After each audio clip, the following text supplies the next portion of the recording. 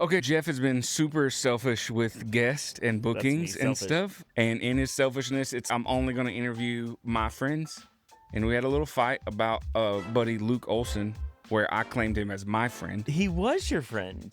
Yeah, but Jeff had to drop in. But I've known his wife longer. I was her youth pastor. Yeah, so blah, blah to that. So that trash is over. This is my friend. I almost know her.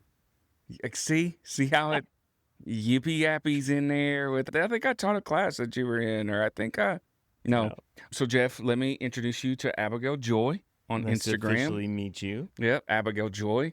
I have so many different names on my phone for her because I thought her last name was AbigailJoy for a while, and then her maiden name because I met her for the first time before she was married, and that is a whole adventure. Before she was married, and hearing her dating her soon-to-be husband at the time. Okay. And so her maiden name and all this stuff. So I'm just going to stick with AbigailJoy. Okay. Because that's your Instagram. That's your handle, right? Your artistry name?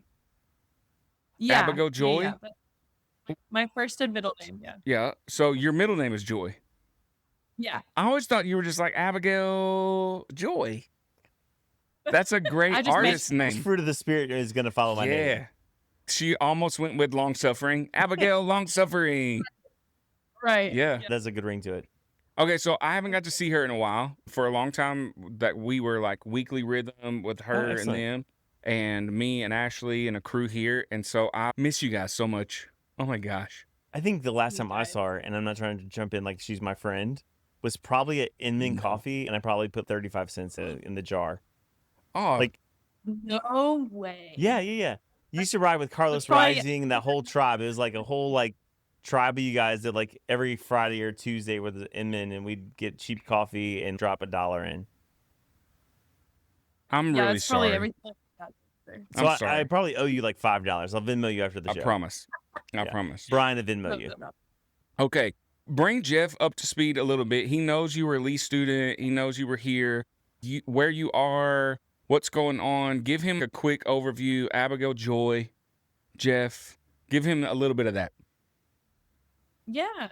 So I'm in Nashville. Me and my husband, Birch, are here in Nashville. We've been here for a year and a half now, and we both grew up in Georgia.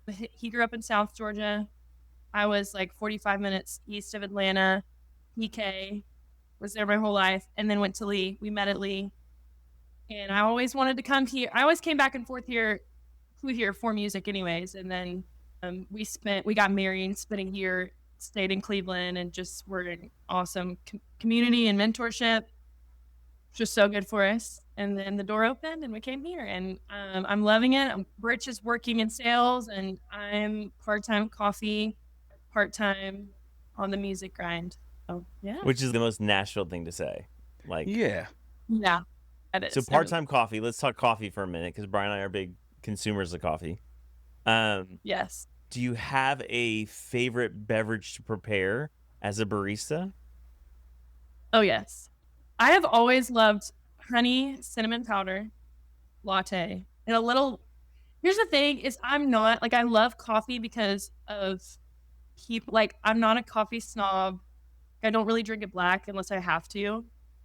I love a latte. So I'm going to have a latte. I have been having cappuccinos lately. This is growth for me. A little less milk. But yeah, my go-to is honey cinnamon. Okay. What is a macchiato? And why is it a macchiato? Why is it so delightful? What makes it a macchiato? Yeah. I haven't understand. This is a really great question, because Starbucks ruined things, because Starbucks, I'm not hating on them, I'm just saying they ruined things. There is our sponsorship. It's sponsored by Starbucks. No, they had a caramel macchiato, that's what they called it, but it was really like a really sugary latte. And so people come into the coffee shops, they'll be like, can I have the caramel macchiato? I'm like, what does that really mean to you? But a true macchiato is a double shot of espresso with, and this might be different for other people, but this is my understanding, with froth milk, like 2 little dollops of froth milk on top. That's a true macchiato. And is that what you give? Okay, so some girl comes in with her Lululemon. You know, Lululemon. her Timu outfit. It's aloe right now. The Ola, girl whatever it comes is, it's in, new one. and she's all bounced in, and I want an iced caramel macchiato. Are you giving? Are you giving her that little dollop, the little $2 double shot, or are you? No. I'm saying, I say, what is a caramel macchiato to you? Oh my gosh, that sounds It like gets complicated. such a Gen Alpha or whatever thing to say. What does that mean to you? What is your truth What is your about truth about macchiatos? a macchiato? Yeah. Or I'll just be like, this is how we normally make them. Is this what you're wanting? And then if they look at me like, you're insane, I'm like, I got you. Don't worry. So I want to bring this to the table. I feel like this is the right tribe to bring this up. I've got this incredible idea to start a coffee tea house where every name is musically inspired. Okay, I'm going to go first. And I think you could have one called Chai a Little Tenderness. Try a Little Tenderness. Okay. Brian, wedge on the spot. Yeah. Okay, that's good. Chai a little tenderness. Like is it the Sam Cooke song or maybe? Yeah, maybe. I'm trying to think. That's smart. Yeah, gosh. I don't know where you could go with macchiato, but all I can think is Black Betty. Like for just like an Americano. Black Betty, boom, boom. Like, we're showing our age, but yeah, that's all I can think of. What song inspired drinks? Yeah, and this is like, I feel like we have the right guess with AbigailJoy. Yeah, for sure. A song inspired drink. Yeah. Abigail? I'm thinking really hard right now. I feel like I should have preset this question up. Why you gotta be so cold brew? Why you gotta be so cold brew? Yeah. Cold. Yeah, I get it. Yeah. Yeah. That's the best I got. And I feel like she would spell bruh. Why you gotta be so cold, Why you gotta be so cold, bruh? Yeah. Bruh? This is our cold bruh. Yeah. Oh, it's Me Chai. It's like the Taylor Swift song? Yeah, okay. Yeah, I know all the Taylor Swift songs. I do. All of them. Yeah. Actually don't know any Taylor Swift songs. I have two daughters, so I totally do, and they both have seen her in concert, as have I. Okay. Oh wow. Who are you willing to pay $350 to go see? Yeah. As an artist. I was about to say. Wow. Okay. Yeah, to go to the Taylor Swift concert. Who would you pay that for the ticket? Tori Kelly, for sure. Okay. For sure. $350. So my favorite band would never be $350. I've already seen them like 7 times, so that doesn't count. This is my age. Okay. Okay. And you have to understand the age I am. I would probably pay $350 to see Bon Jovi because there's not many more times for that. Wow. Okay. All right. So I wasn't thinking like that classic yet. $350. Okay. Yeah, for $350, I think I'm listening on iTunes. I think or Apple Music. I don't know that I have $350. I'm digging wells in Africa, guys. You brought the question up. I can't be doing that. Let's see. I tell you somebody that I'd really like to see that I haven't, which the tickets probably aren't $350, is a guy named Mark Broussard. Yeah. Sure, dropped new music recently? Maybe. I'm not sure. Because I don't just follow him all the time, but he's on my playlist. Okay. I have a bunch of his old stuff. Home by him. I think if I could sing like any artist, if I could adopt someone else's voice as my own, I think he's probably top of the list for me. If we're going contemporary-ish, I guess I would say Adele. I'd see Adele for $350. Yeah. Ooh. That's good. Yeah. Abigail, $350. Yeah. Don't tell Birch that you spent that on the tickets. Of course. We couldn't do that. I'd have to Tori say Kelly, you said. Tori Kelly. Oh, man. I've seen some of my other favorites for way less, so it's hard to say that. But if we went a classic, probably, I don't know how classic this is, but Corinne Bailey Rae. Oh my gosh, girl, put those records on. Girl. Yeah. Sorry, I don't usually sing. Yeah. That's a great track. So good. I think I would pay quite a bit to see Lauryn Hill. Ooh, that would be good. So the misinformation of Lauryn Hill, or miseducation of Lauryn Hill, or the Fugees Lauryn Hill? Yes. The answer is yes. Yes. Yeah. The answer is yes to that. for sure. Yeah, Or Nora Jones. Lauryn I Hill did is the reason I knew I was attracted to women that were of another race. I did not see that coming, Brian. Yeah. You did not strike me as a Lauryn Hill guy. Oh my gosh, I'm telling you. That's when I realized, I have hey, never heard you listen to her or mention her. yeah, you have to flee temptation. Oh my goodness. And so, I'm telling Ashley. yeah, we're talking about, she Ashley probably knows. Ashley knows. You're an idiot, Brian. Yeah. You're an idiot. Yeah. Lauryn Hill. Yeah. I'm taken aback by this. I did not see Lauryn Hill coming. Yeah. She's just too good to be true. Okay. Well, Abigail, you are a musician, so other than the major ticket price, what would be some musicians that you would say inspired your sound? Yeah, I definitely learned guitar from Tori Kelly. I would watch all her YouTube videos and study the way she played. I asked my brother to teach me guitar, and he said that I'd have to pay him $25. So I said, no, I'm going to go learn off YouTube. So I would say Tori Kelly. And then I think lyrically, a lot of CCM, like older CCM. Yeah. Jamie Grace. I mean, that was when I was, in middle school and loved them so much. But the older I got, the more I loved Nora Jones. I'd say Nora Jones, Tori Kelly, and Frank Sinatra are like my top 3 inspirations, probably. Who would you love to open for that's out there right now? Say, let me grab my guitar. I'm ready. A little spot on the bus. Let me come and I'll open for you. Oh my goodness. I would love to open. Obviously, I feel like I've said her name 20 times, but I mean, Tori Kelly would be crazy, but I also I love Alan Stone's music. I would love to open for Alan Stone. That would be crazy. Oh, that'd be a great show. Yeah. Tori Kelly and Alan Stone and AbigailJoy. Let's get that booked. Yeah. And I think that could bring a solid ticket price too. Yeah. And so I feel like we're naming names, unless you're a nerd of music. Like, Tori Kelly has got some mainstream, but not as much. Alan Stone is a very niche, cool. Yeah. But if our friends don't know who Alan Stone is, then don't pause this episode. But once we're done, go listen to some Alan Stone. Oh, gosh. Because that's not a name that just gets dropped like we already said Taylor Swift. Everybody in the world knows that one. But that's in that deep, like, it comes across your Spotify and you're like, I don't know who this is, but I know I like it. Yeah. Yeah.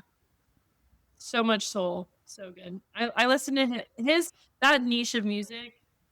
And there's a couple smaller artists like Stephen Day and Jordy Searcy that I listened to a ton in college. And I feel like influenced a lot of my writing in college. And I just saw Jordy last week at a house show, but that would be fun. At what point did the writing stop being just this thing that you were kind of doing for yourself to process a breakup? Is, for whatever reason, I feel like is what happened.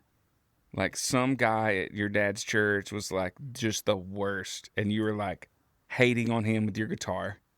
At what point did it become like, oh, I want to create and share with the world? Was it at Lee? Was it in college?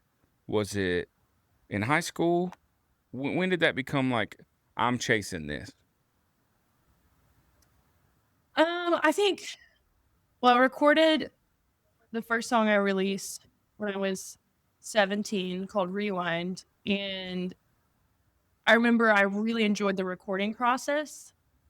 And I also I had no idea what I was doing, no idea how the industry worked. And it did well on Spotify. And I was like, okay, maybe I'm not awful. Yes, I don't know. People are listening. But then I think it really was in college when I started having conversations with people, and even some people online that would message me. And I realized that, this is bigger than me just processing my emotions. This is a gift that is helping people process their emotions and lead them closer to the Lord. And some of the songs I was writing in college So definitely those conversations. Some were in Instagram DMs, and some were just random conversations. I would have never guessed anybody listened to my song on Spotify, and then they found my account and they had been following for a while. And I was like, what? That's crazy. Nobody knows me. That's crazy. So yeah, probably in college. When did you decide I got to get to Nashville? I mean, I was trying to get to Nashville right out of high school. Ironically, like a Kobe it was Bryant thing. I'm skipping college. I'm going straight to the league. Because I mean, you don't really need a degree to do music, but the producer that I was working with for those first couple songs said, "Hey, you should go to Belmont or Lee." And I was homeschooled all through my whole life up until that point, and I had honestly forgotten to take the SAT or ACT because I was just that's some real enrollment homeschooling right there. That girl that's not that overachiever homeschool where they've got like 60 hours of college credit. What is that? I thought I tested negative for ACT when I went to the doctor and they were like, nope, no ACT. So I haven't been taking medicine or nothing. Yeah. I was at my last few years of high school, I was at the church. I was basically on staff at the church and doing dual enrollment. But yeah, it was funny. I actually looked into Hillsong College. Yeah. In Australia because I want to go to Australia. I still haven't been. And then my producer recommended Belmont or Lee, and then my parents said, "We'll pay for Lee. We prefer Lee." I said, "Okay." So I took the ACT, and then I got in. I literally got in a month before classes started, and I didn't know anybody at all, and except for one girl, was a mutual friend from back home. Yeah, and I did a music degree. And I ended up switching. You didn't ask all this, but I ended up doing communications and then minored in music. Yeah. But yeah, I wanted to go to Nashville. From the get-go, yeah. I always just trying to figure out how to get here because I thrive, which this is why I love Lee, is I thrive doing music with people. That is my favorite part about it, is making music with people in the room live. It's just the best. Wanted to be around people that were doing what I wanted to do. Okay, so you get to Nashville. Did you find it easy to fall into, hey, I'm here, let's do music together? Did you already have a community? You've done some videos you saw a video with her and who was it? Songhouse. But you also did some stuff with Writing Rounds and Jessica Height and all them. What's that been like, Nashville, meeting people, networking? Yeah. Yeah, I did have community here before I came, like in different areas. And then we had an amazing friend group from college that we were really close with, Birch and I. And a lot of them moved here before we got here. So, and those were college friends. They're not in music. So I had that community, which is a backbone, which I'm really grateful for. But I did an internship here for school.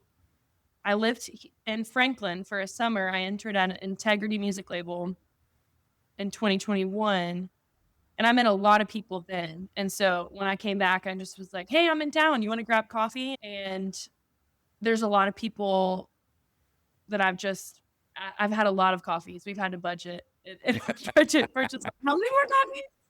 Yeah. Yeah, just getting to know a lot of people. And then the best part is like, "Hey, will you come sing BGVs on my next single?" So it's a lot of that, writing.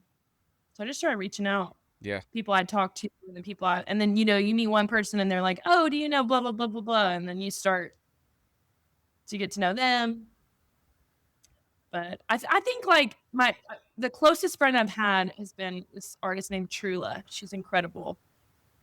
And I met her that summer when I interned, and she's connected to me to a lot of people, but we do a Bible study or a women's thing once a month. And that's been really life-giving. And I've had to give myself grace because, like, when I got here, I was like, well, I don't want to talk to everybody. You just got to find your pace and give yourself time to get to know everybody, and everybody's doing in their own lane. So, it's hard sometimes, but it's been great. Yeah. And then I have those college friends that I'm hanging out with when I need a break from the music people. So for our friends who never been to Nashville or don't understand Nashville, right? Typically, if you're an outsider, there's two things you think about in Nashville music. You think there's Christian music, which a lot of people sing at the churches, and Broadway, Yeah. which is like its own little world. But in Nashville, truly, they play and sing everywhere. They sing at the Taco Bell. There's somebody with a guitar and a bucket collecting, trying to get their songs heard. What has been the most unique place in Music City that you've performed? Oh, wow. I did sing on the street in Franklin when I did interns there. I would go sing on the street corner. I met some very interesting people, and it's a very interesting experience. I was scared at one moment, but that's a story I won't get into. Yeah, probably the corner in Franklin. Like on the square there? Yeah. Well, yeah, it was like down the road from the square. But when I interned and lived here that summer, I worked at an Italian restaurant that was downtown Franklin. I think I've ate there. So I would go work my shifts. Or I would sing first, and then I would go work my shifts. And I'd just leave my guitar case open, and sometimes people would drop $1, $20. Bible tracks. I Did didn't you have ever get the Bible track? No. The $1 million bill on the back of it tells you how to find Jesus. Yeah. Yeah. And No. to think I went to school for 4 years to sing on a street corner in Franklin. Yeah. Why you're like, I'm going straight to Nashville. Yeah. If I'm gonna, that would be intimidating. Especially, I think it's been cool because when I found TikTok, I realized that was so much more effective than a street corner in Nashville because I'm reaching people all over the world and in the comfort of my own home. And I have friends that do the Broadway thing, and I have a lot of respect for that. I don't want to do that. I don't know that if you've listened to AbigailJoy's music, friends, she's not Broadway. Like Broadway is very, it's very cover based, and it's moving more country music and traditional country music, and it's bachelorette parties and whatever. I don't know.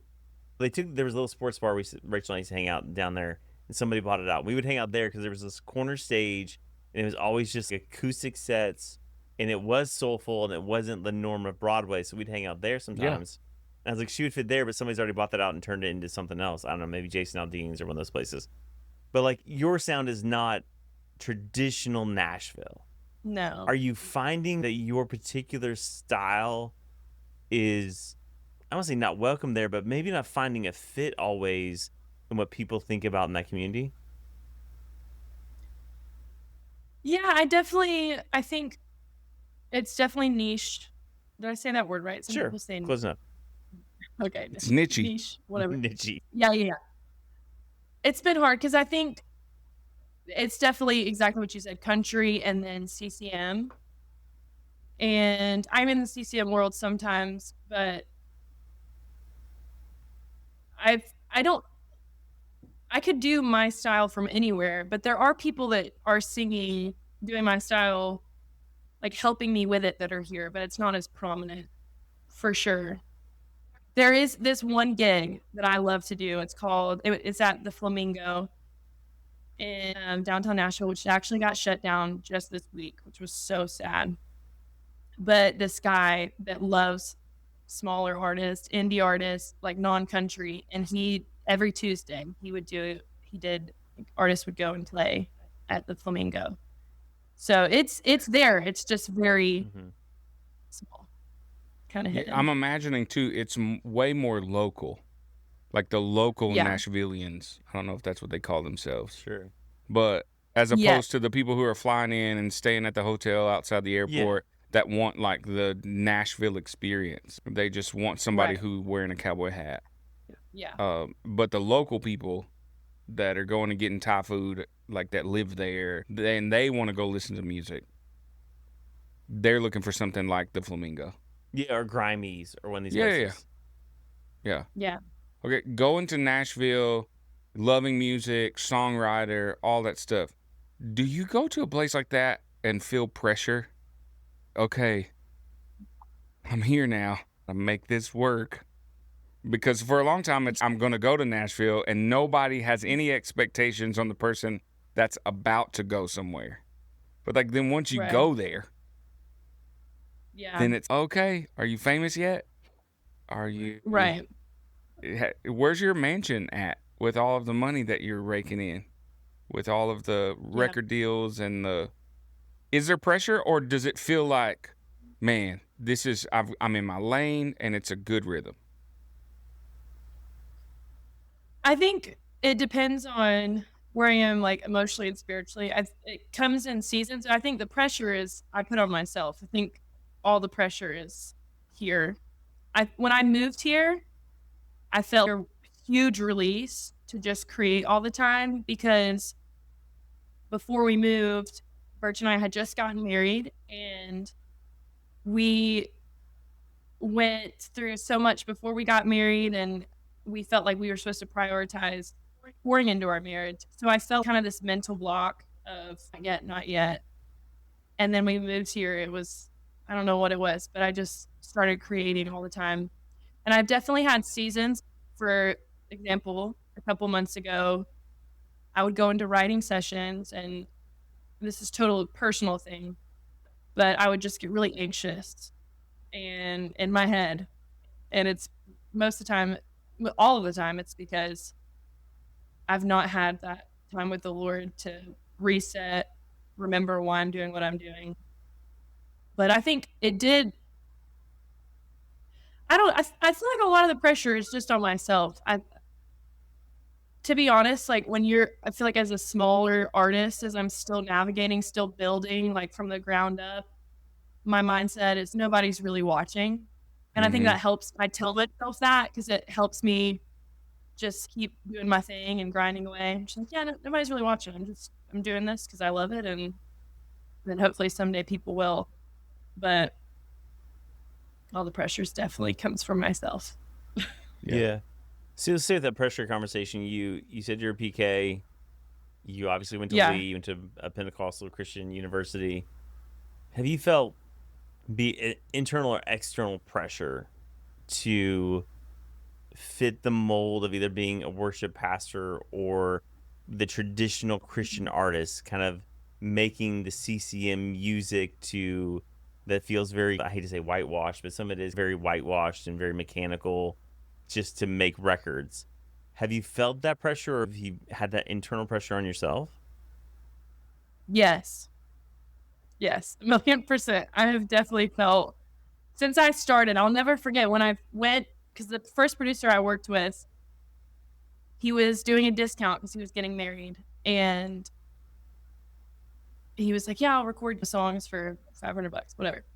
And I came in and I had Rewind, and I had a very CCM song, and I was writing a lot at that time, but I chose Rewind because it's the feel of it felt really good and it felt like myself. But then I did have family members that were like, are you gonna like praise the Lord, or are you gonna honor God? I was like, Yeah. okay. And it did bother me a little bit, and to be honest, it's still something I have to work through, because but the biggest thing I come back to, which Brian, I've had so many conversations with Brian Ashley about this, he's probably giggling inside right now, is that God is just as much in a song about godly marriage, about a marriage, what a healthy marriage looks like, than he is in a song that's saying like, you are good, goodness of God, you know what I mean? And what matters is that my heart is pure and that I keep listening to the Holy Spirit. So to answer your question, yes, I feel that wrestle a lot, because I'm like, maybe I'd make a lot more money, or maybe I'd be quicker to whatever if I did this. But that like sound doesn't excite me as a musician as much. And I'm not dogging on it. I'm grateful for people that do that because it's touched many people's lives. But it's just not what I gravitate towards. And I've had to learn to remind myself it's okay. It's okay that you love this sound, and the natural sound that comes out when you write is more this like soulful singer-songwriter thing. That's okay. Like God can Yeah. use that. Yes, I have wrestled. But and I think I've that's okay. wrestled Like with Brian and you're getting to know me. We are, I would say, outliers in our communities. Like as far as our communication style, how we preach, Yeah. how we think about ministry. And I think we've wrestled that from the lanes we sit in, right? Like it would Mm-hmm. be easier, and we would probably not be sitting in Brian's basement if we did things a certain way that everybody else did them, right? Yeah. So I Suit and think, Yeah. tie. yes, yeah, you like you a little more spittle when you preach, and Yeah. a little more behind it. But that's not who we are, and I think we've had to wrestle this. I've had to wrestle. I'll speak for myself. Coming to a place of our authentic voice, be it in Yeah. communication or be it in the expression of music, and getting to a place of going, okay, the design of the Lord is that. I need to live Yeah. out that. And one of our values here at a Yeah. couple of nobodies is that you're going to live authentically. So in Yeah. that sort of sense of living authentically, have you just gotten to a place, or are you getting to a place of going, this is Abigail and I'm okay with Mhm. her? Yeah.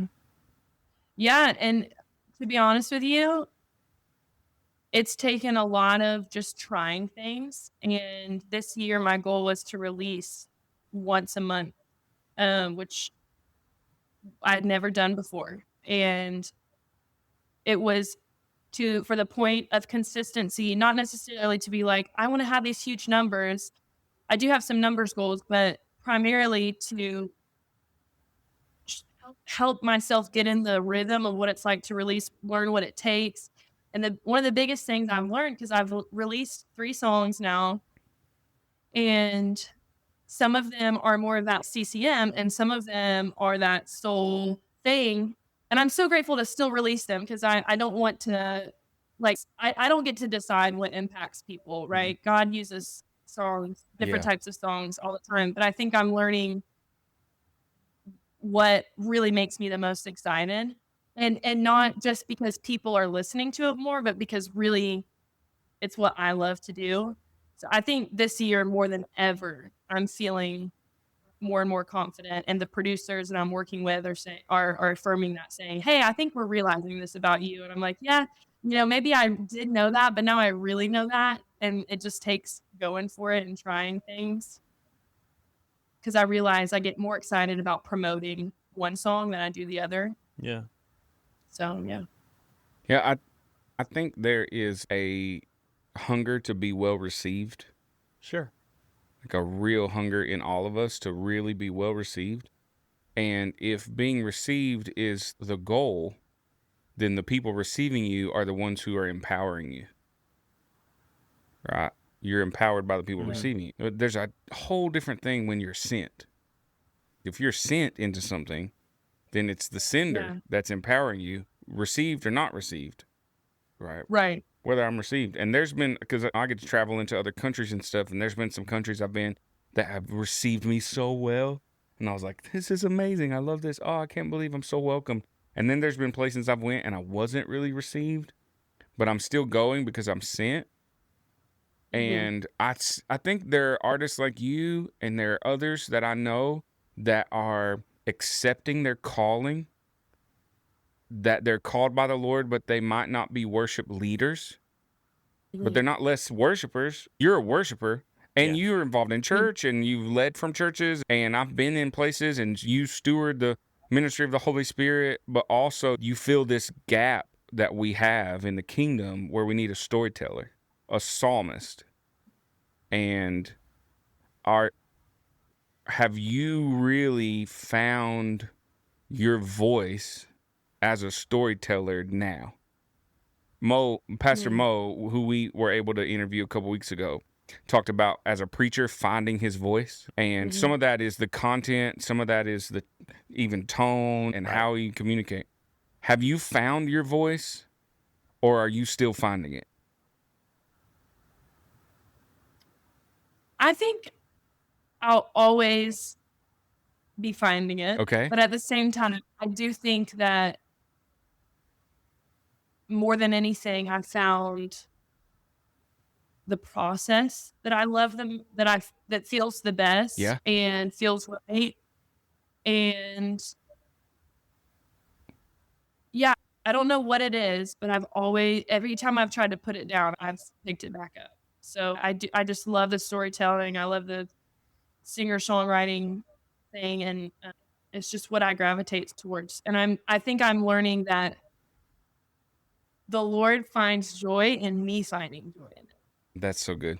So I think I'm always going to be finding it, but I think more than ever, yes. And that is such a good feeling because it has been a long journey, and I think I've overthought a lot, and it's the overthinking has kept me from even taking steps. And this is the first year that I feel like I've really taken steps, even if it didn't look perfect or it wasn't super calculated. And I'm finding that it's falling into place as I just take the steps.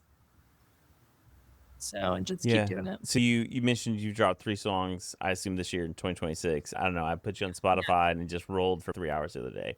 So that next cup of coffee's on me, by the way.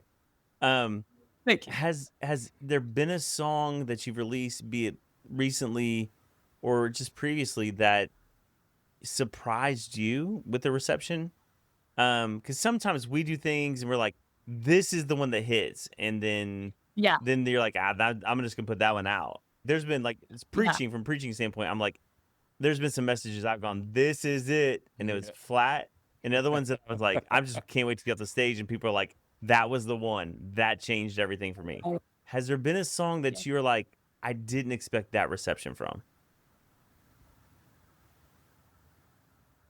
Yeah, so I collaborated with Songshare, which is Jessica Height, LeBron, their writing collective, on a song called Wedding Day. We wrote that at a writing retreat last fall, and we literally had the writing retreat, and then I came over to the Airbnb they were staying at and recorded just the acoustic guitar and vocals, and that was what we put out. It was super simple acoustic. And that especially on live stream has been like the favorite song. It's about a song about the Lord coming back. And I love that song. That definitely surprised me because it's very simple, and definitely more a singer-songwriter, but CCM. But I'm so grateful that I put it out, because if I would have put it in that, in the little box that sometimes I put it in, I put things in, I've been like, it's not really my thing, but it's touched people. And I'd say that one. The first one I put out, Rome, I had a really good feeling about it, and it's doing better than all the others. So that one, but Wedding Day, probably, I was like, I have no idea. Yeah.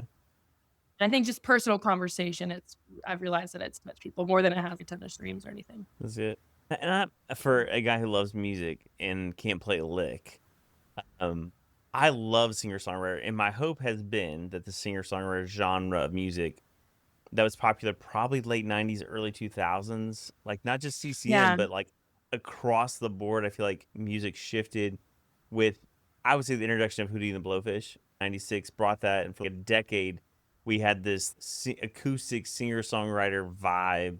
We were in love with coffee houses, courtesy of friends and whatever else. My hope is that genre would make a swing back, because there's something about the story, right? There's something we connect with in the story. Sure, we want to dance, and in the church we want to raise our hands and shout to the Lord and all the things, but there's something about a story that is, if we find connection in it, is also our story. Yeah. So my hope for you, and it's not a question more than I'm cheering you on, is that it comes back. Because personally, I love that we can tell stories. I think that's significant. Yeah. That we do that. For your career as a musician, and this is a question that I really am just trying to look at as I have friends like you and other people that are in the industry. In order for you to be sustainable and successful, do you have to go viral? Do you have to be famous? Is there a place for a like middle class, like an artist who has a livelihood? I say middle class not like in excellence, but like they may not have the home in Miami and the jet, but they are like a lifelong artist, what does that look like for you? Is there a place that you can find where it's a livelihood and it allows you to do it for a really long time? Or do you need to go, does an artist need to go like to a really high level of notoriety to make it? No, I don't think you have to go viral to be sustained. And there's a lot of different opinions on this. I think there is a middle class musician. That's the goal for me, is I just want to make a living off of it and keep doing it. But the goal is, if you care about individual people, you set up systems where it might be strong, like small, but it's mighty. I think there's a lot of amazing artists who have done that I really love and respect. And they actually care about the people listening, and it just feels like their little community. I think that's very possible. And I even think, to be honest, I am so grateful for the time that I've been hidden and that things haven't gone according to my plans. I'm not saying that's wrong, but I'm grateful that all the times that I auditioned for shows didn't happen, because in the hiddenness, I've built a foundation of what do I really want to stand for? What am I really trying to say? Who am I speaking to?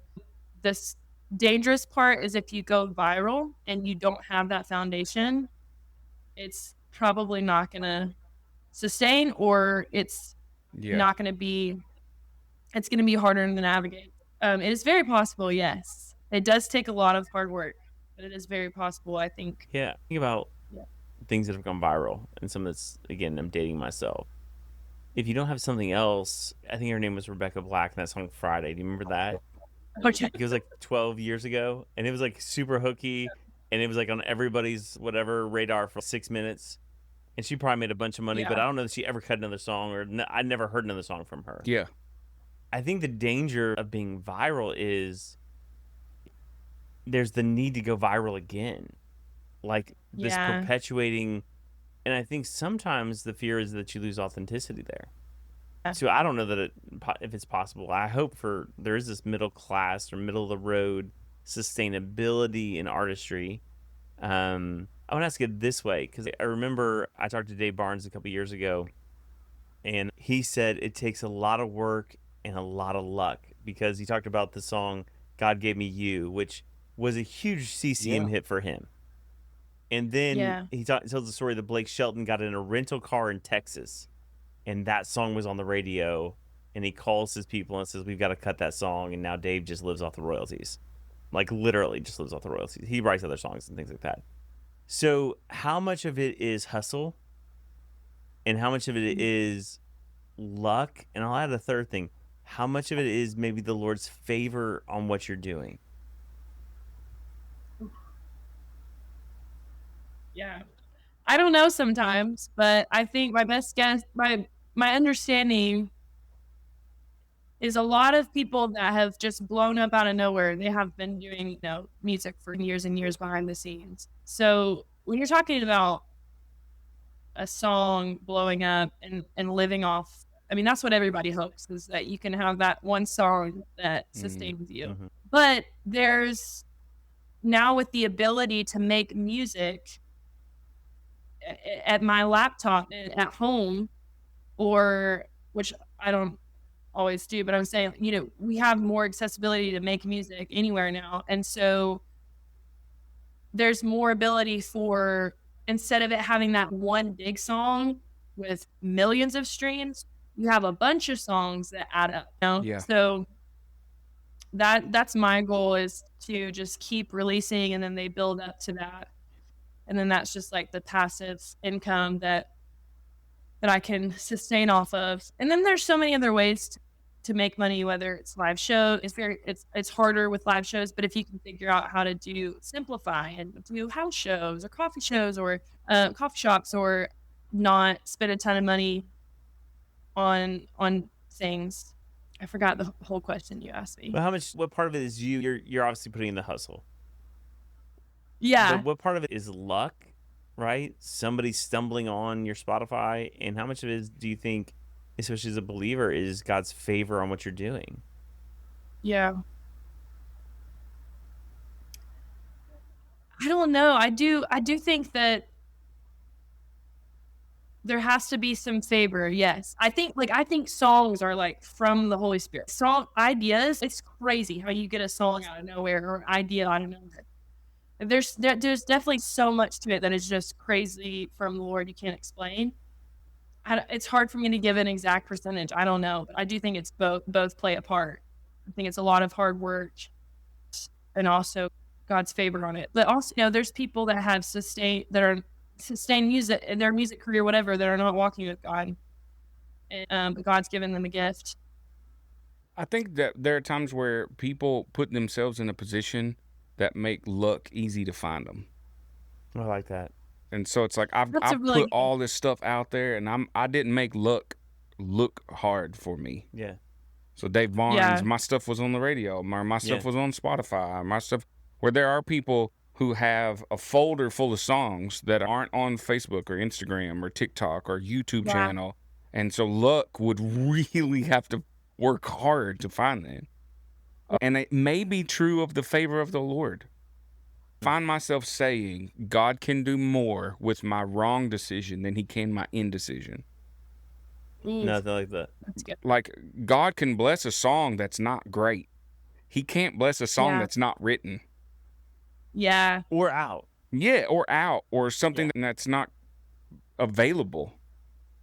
Yeah. And there's probably some pieces of that for the people who are believers and for the people who aren't believers, but that are making themselves accessible to others who could bless them, who could platform them.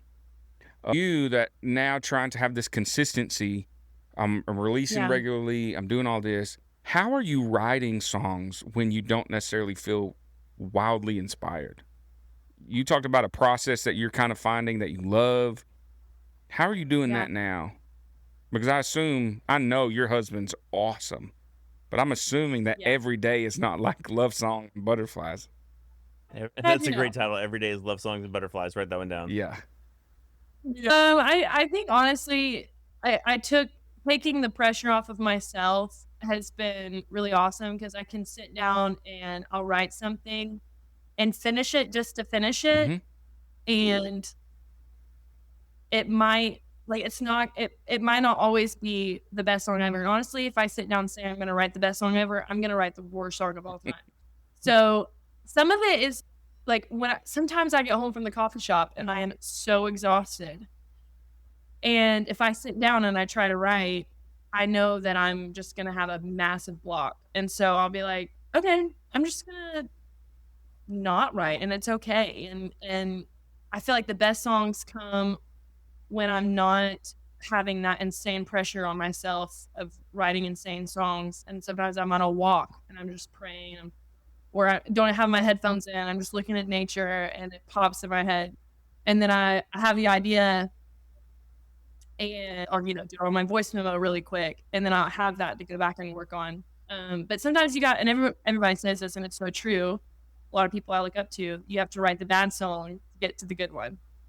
And you're going to have off days and it's okay. Just finish the song and then you have it in your folder. You'll probably never open it again and that's fine. Yeah. Yeah. So you mentioned one of the things that you loved about your college experience was working with other people. And I know that what I feel like maybe it's not as true in the Christian music industry as much, but the secular world figured out collaboration early. If we put two people in the room, we get a better product or we get something different. We get both audiences. The Christian industry felt like it was really slow to adopt that. But have you found that some of I don't want to say your best work, I don't want to put labels on it, some great things for you creatively come out of collaboration? Oh, for sure. Yeah. Absolutely. And I think working with even better musicians than me is my favorite thing. To sit in a room, somebody that can just like play jazz keys and I sit there and I can riff over whatever they're doing. And because I'm limited in some of I'm playing keys in some ways, so Yes, absolutely. I think all of my best songs have been from collaboration. What kind of musician or artist do you like collaborating with the most? You are for sure a lyricist. Do you find yourself wanting that person who's just a melody specialist or a chord savant, or do you work really well with other lyricists? What is the person you're like, man, I love that producer who can just hear it and do all the Mhm. stuff? Who do you come alive with when you sit down with them? Not names, but what kind of artist do you really Yeah. work well with? Probably somebody that can hear, because I'll hear a melody and like try to play it on Mm-hmm. guitar, but then a musician that can be like, oh yeah, that and this. And I'm like, yes, exactly. That. Yeah. So probably a musician, producer, and there's a couple of like specific people that I love writing lyrics with. But sometimes you get too many of that in the room and it collides. You Oh, a definitely. mutual friend. I know you've sat down with him sometimes, and then we know him like Clark. So Clark Beckham talked about one time having a session with Brian McKnight, which I wish I could have been in the room with Yeah. Brian McKnight and Clark Beckham just to buy a ticket to whatever happened that day because of those two people. But he talked about Brian McKnight is such an amazing piano player as well. So I went in with this piece to like, okay, this is what I'm going to bring. He said, if I had it to do over again, I wouldn't have done that at all because that's what he could have brought. I would have just given this thing that he doesn't have that I have. And, but that just opened my mind up to saying, okay, when I collaborate with people, what is that thing that I need? And so I have the lyrics, or if I have this and I want to bring that, I'm thinking that there are probably producers that need Abigail. There are those musicians that they desperately need the lyricist, and connecting those things is probably all happening digitally now. It's finding those people. Even like you look at from a CCM, Forrest Frank is posting stuff and saying, drop a verse. Somebody Yeah. drop a verse on this. Anybody. And there's crazy people Donnie doing stuff. Wahlberg dropped a verse. That's like right. TV, like my childhood dropped a verse. Yeah. Yeah. You are an easy That's wild. person to be excited about. Like sitting here and talking, and especially as an artist who's out there doing that, it is very easy to be excited about what you're bringing. I hope that you stay encouraged. How do you push through the discouragement when it shows up? My husband. And you and Ashley. Yeah. And my parents. Oh man. I'm really like started tearing up because I'm thinking about how grateful I am. I mean, my people. And then also realizing that it's for it's bigger than me. You know, my creativity, my gifts are to bless others. And also knowing that it's the Holy Spirit, you know, giving me these ideas. It isn't all dependent on me. You know, I can't mess it up. I just keep being faithful. And that sounds like such a you line. I can't mess it up. Just keep being faithful and saying yes. And I think I picture the Lord, because my dad used to do this. I thought about it this morning as I was reading. As before I walked out the door, he used to grab my face and say, I'm proud of you. And I think about the Lord doing that for me, and that he sees me, and that it's not anything that I can earn, or no performance or striving to earn is going to get more of his attention or approval. And so just realizing that I have all of that, no matter how far I go, you know, or what happens, I'm seen by the Lord. Yeah, but grateful for community and honestly scripture to identity. Knowing my identity is not in the music. Yeah. It's not. How much Abigail has, you said, keep saying yes, and I know you're saying yes to the Lord and what he wants for you. Have there been moments you've had to say no to some things because they were outside that sort of authenticity, or they were outside even maybe what you felt comfortable with as a person of faith? Yeah, not a ton, but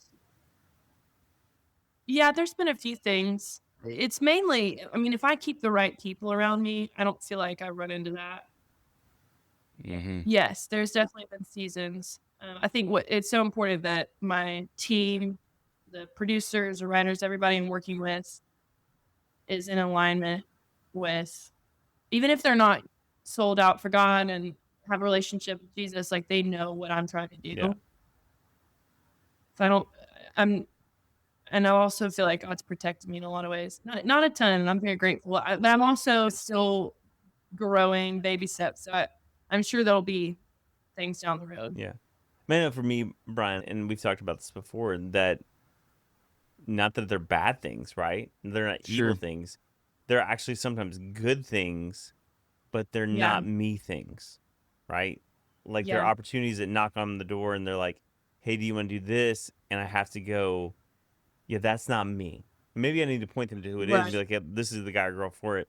But I think this idea of Oh, yeah. authenticity is really important to establish. And I think you've done a great job with in the conversation, knowing your voice, knowing your lane, knowing your people, because I think there are opportunities that knock that are definitely no's. Yeah. Like even for Abigail, why aren't you a worship pastor at a church? There's so many churches that would pay you great money. You can sing, you can play instruments, you can play multiple instruments, you're fantastic. You come across on live stream, there's all these things. And you could say yes to those opportunities, but you you are at a coffee shop and you're writing your own music. So there's some of the things you're probably saying no to, that you're not giving them an opportunity to make a big pitch. You're saying no before they get a chance to ask. If your yes is loud enough, your no can be like a whisper. Yeah. If you say yes really big, then you don't necessarily have to say no. Yeah. Yeah. And I been wondering lately, I'm like, why am I not doing that? I feel like some of that has just fallen into place because I've led worship my whole life. That's how I Yeah. started doing music, was in middle school, leading other middle schoolers in worship. And I loved it. And I did it so much in Cleveland, volunteering. But I feel like specifically for me, this break has been really helpful and good for me. And I could see that in the future. But yeah, exactly what you said. It's almost just like it's fallen into place like this right now. Yeah. Yeah, I think it's good. I think, and I wish I'd learned this earlier, this idea of authenticity, because I think, and we were talking before we got on air, when we were coming up and we were young ministers, the pool was deep. And so sometimes to get a job or to get a role or to get an opportunity, you would almost move outside of yourself to get noticed. Mm-hmm. And then if you got Yeah. noticed for that, you almost had to live outside yourself for Yeah. that. Yeah. So I think what I love about this conversation, and then for those of our friends that are listening, the younger you can figure out you and stay in the lane of who you are, the better you are.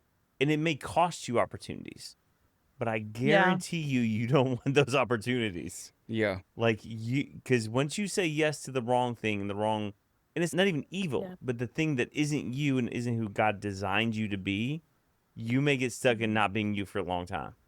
Yeah. That's so true. I'm learning that a lot with social media, because as I'm studying social media as well, as I'm putting these songs out and seeing what's working, what's not working. I think that's the biggest area in my life where I've said, no, I'm not going to market that way because that doesn't feel like myself. Yes, I'm just going to keep doing the boring, fateful thing of what maybe is not as super entertaining or what's going viral right now, but it's, what I feel like I'm supposed to do. That's probably the biggest area, because there's some tactics out there. You're like, wow, I don't want to do that. We talked about, Ryan, there's certain dances we won't do on TikTok. All of them. Yeah. All of the dances. Yeah. Yeah, for sure. I think you have to stand in front of the mirror long enough to understand your own reflection. Because if you stand in front of the crowd and you haven't stood in front of the mirror, you'll pick up your reflection from what they tell you. Yeah. So Yep. that crowd ends up being your reflection. So you're trying to figure out who you are based on them. You got to be in front of the mirror long enough to know who you are. Not too long, because some people get trapped in self-reflection, just constantly studying their childhood trauma and what happened way back. And I'm not against unpacking the things in our lives, but there comes a time where it's like, okay, I know what I look like now. Yeah. I've got all the eye crusties out from the morning. I've got everything. I'm ready to go out in the world because I know what I look like. I got myself ready. Now I can go out in the world. But you got a lot of people that didn't go to school for 4 years to be developed and didn't spend time in Franklin at an internship and didn't hustle while successfully being a wife and being a daughter and a sister and all those things that you are at the same time while you're writing songs. And you right now having a grasp on who you are and your voice and your yeses, yo, that's a big deal. That is a big deal to have that. How old are you? Remind me. 25 on Sunday. 25 on Sunday. I did not have that at 25. No, I was lost at 25. I did not have that at 25. And I think to Brian's point is the danger of not knowing you is there's a lot of voices who will tell you who you are. Yeah. Yeah. And well-meaning voices. Especially with online, the way social media is nowadays. And as you're saying all these things, I'm like, man, thank you, God, that I've got to keep developing. Because you're saying that, I'm like, yes, I do more than ever, but I still feel like I have so much to do and grow in, and that's huge because people, in a matter of seconds, a million opinions on your life. Because a lot of your content has been digital, sharing your music and stuff, because you do live shows, but you're not just touring constantly doing that. Have you experienced a lot of hate? Has there been a lot of people with negative opinions? Or have you experienced at least the hate that feels loud, even if it's not a lot?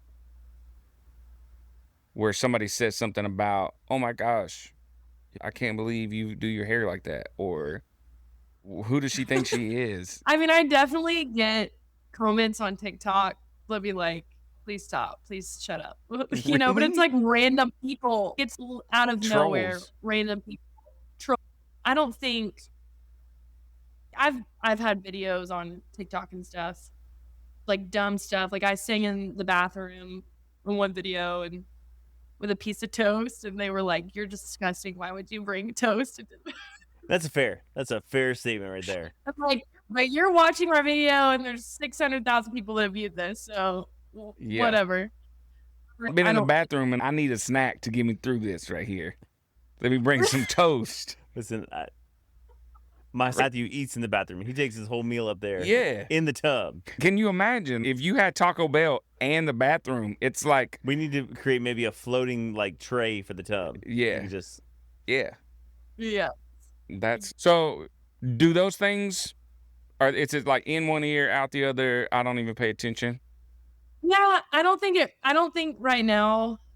I think, to be honest, what made me think, as you were saying that, what I thought more of is the harder thing is the comparison game with other artists here in town. When you see people that you compare, you're like, wait, where are they at? Where am I at compared to them? Am I ahead? Am I behind? And so there's people that you see, you sing in a gig in one place and everybody's, wow, you're so talented. And then you sing in another place and like no one's impressed because everyone can sing like that. And you're like, I gotta go. That's probably the harder thing right now. Yeah. I saw a clip from John Christ. Yeah. And he said like his mom was like, you can't compare yourself, or his dad, somebody. And he was like, the problem is you're comparing yourself to the wrong people. You have to always compare yourself to people who are worse than you. You have to compare yourself to people who, then you're like, man, I'm killing it. Have you ever watched the movie Caddyshack? Yes. So I don't recommend it. It's a crude movie, but Chevy Chase's character, he comes up to him and he doesn't keep score. He's playing golf and not keeping score. And the question is, how do you compare yourself to other golfers? And he goes, by height. So sometimes you got to choose what the comparison is. Yeah. What's my metric? Yeah. Yeah. I like that. I sometimes like to tell people that I used to be 600 pounds. Oh Because my then they're like, gosh. you look fantastic. What are you doing? And I'm like, I do look great, don't I? I am. When they're like, what are you doing? It's portion control. It's just portion control and activity. I walk around a lot. Health coach my Brian house. Lindsay. But now if they're just like, wow, you're mildly overweight. Like you are, or you're not more than mildly. You're medium overweight. You're medium overweight. You're a husky guy, Brian. Nobody's like, what are you doing? And I'm like, I'm eating too much cheese dip. Like, nobody ever says that. But if you tell them the bar used to be here, The bar used to be it. Okay. then it's good, right? Yeah. It's kind of like True the statement. longer you're in Nashville, the more the expectations will change. When you just got here, I've been in Nashville for 6 months. When I've been in Nashville for 6 years, then people's expectations shift and stuff. And so navigating in an honest way, this is what success looks like for me, and defining success as that metric moves, because success at I'll be 25 on Sunday is going to define differently than when I've got 2 kids and I've got these other avenues of my life. And I think as a guy not 25 and almost double that, and a dreamer, I don't know that we ever stop dreaming, right? This is what I've been wrestling, and this is maybe not the space and place, but I'm going to take it anyways. So the story of Joseph, who is the dreamer, right? We talk about Joseph, the dreamer. I used to think you get to choose to be a dreamer. Like you get to opt in to dreamer. But the more I've read the story, nowhere in Joseph's story does it say to us, I think I want to be a dreamer. The Lord just drops dreams. And he just has to deal with those dreams or sort them out or live them out. And so for those of us that are dreamers and imaginative and creatives, I don't know that we get to choose to be that.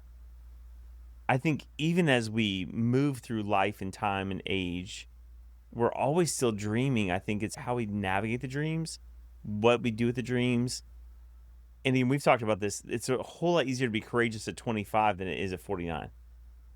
I got a lot more to lose by moving to Nashville at 49. But I think you still have to learn and stay courageous no matter the age, no matter the dream. Yeah. Do you feel brave in what you're doing to launch out? Does it feel brave, or does it just feel like life? Depends on the day. Yeah. I do overall. I think coming from the hometown, I did a lot of people that I grew up with in my small hometown just are still there, and I probably think I'm crazy sometimes. So I do feel brave coming from where I have come from. I think this is a very hard thing to do. No, yeah, I do. Honestly. Yeah. I do feel brave. Yeah. I think I recognize that this is like a career that requires a lot of vulnerability and putting yourself out there. Yeah. Yeah, if you're gonna do hard things, you need to know that what you're signing up for. Yeah. And be sober about it and be like, oh, okay, yeah, I recognize this is gonna be difficult. This is gonna be whatever it is. Like Jeff, when you went to launch a church and plant a church, that was a hard thing. It was a difficult thing, and you had to know this is what I'm signing up for. In Cleveland, yeah. And Abigail didn't attend, but it's okay. Yeah, she didn't. Why wasn't she a worship leader for you? Like, what a jerk! What a jerk. She never came 1 week, not even one time. Why didn't you invite her? She's your friend.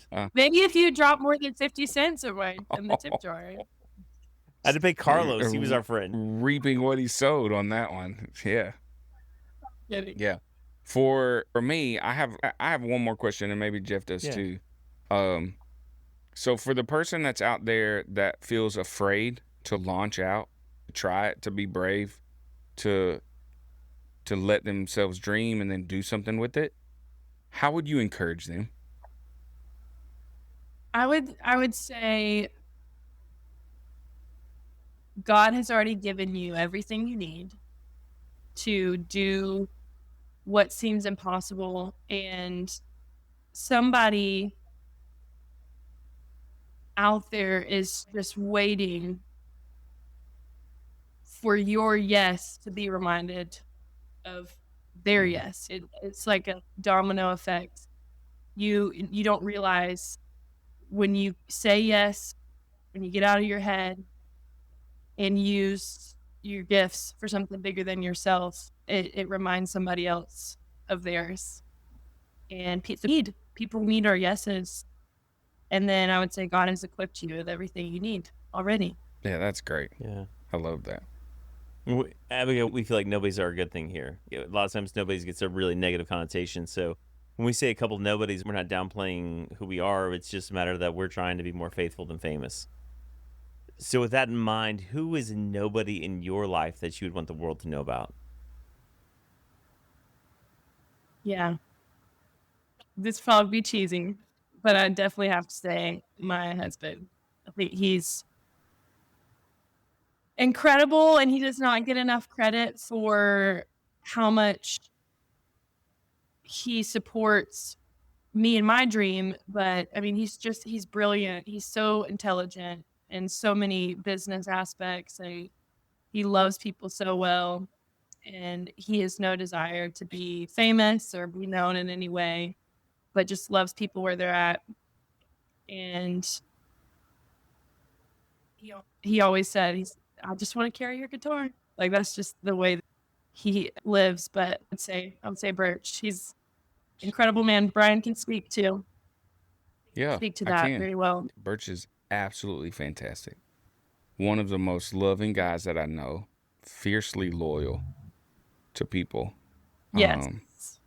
And genuinely wants to know what Christ knows, to do what like Christ does, to love like him. He's so different than Abigail. They're so different.